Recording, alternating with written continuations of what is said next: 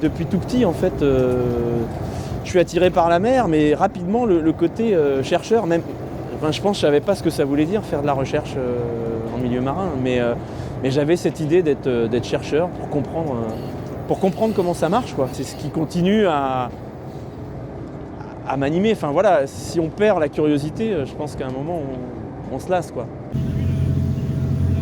Je m'appelle Thierry Contet, je suis chercheur au CNRS. Je travaille à la station biologique de Roscoff, dans le laboratoire Adaptation et Diversité en milieu marin.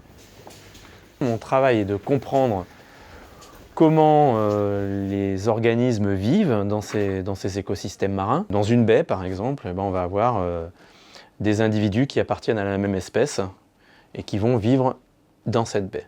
Donc ça, c'est une population. Dans la baie, une baie éloignée, je vais avoir des individus de cette même espèce. On peut imaginer les huîtres, par exemple, ou les moules. Et donc, on va avoir une deuxième population. Et ces populations-là peuvent paraître isolées parce que les organismes ne peuvent pas se déplacer. Une huître ne se déplace pas comme ça.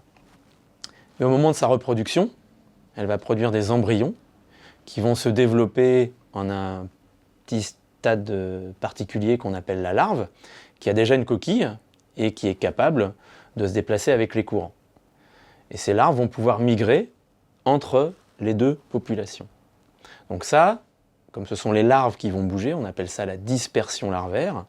Et le fait d'avoir des individus qui vont pouvoir s'installer d'une population à l'autre, c'est ce qu'on appelle la connectivité. La connectivité, c'est la résultante de ces échanges entre les populations.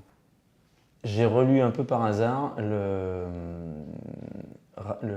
dossier de demande de campagne et j'ai revu les commentaires de Franck.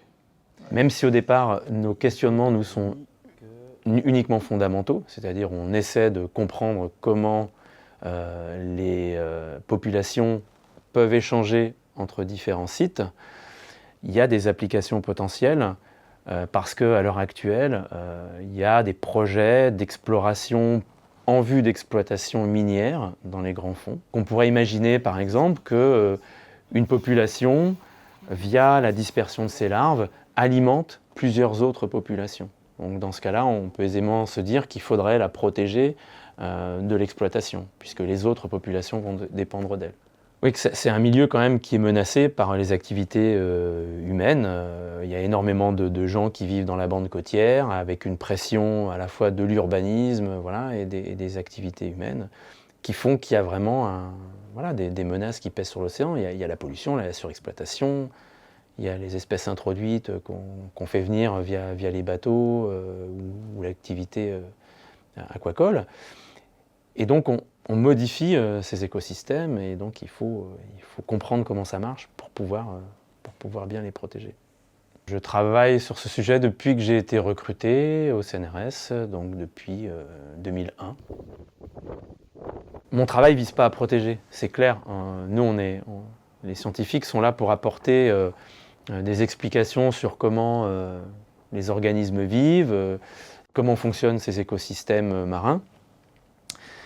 Et en fonction de nos résultats, il peut y avoir des applications à partir des connaissances acquises qui vont permettre à des décideurs politiques de mieux protéger les écosystèmes.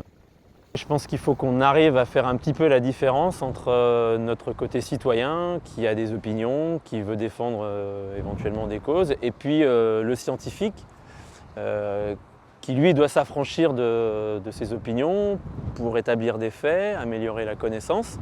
À mon avis, à l'échelle des 10 ans, on va avoir accès à des nouvelles technologies, d'études, qu'elles soient liées à la biologie moléculaire, qu'on utilise déjà, mais ces techniques vont évoluer.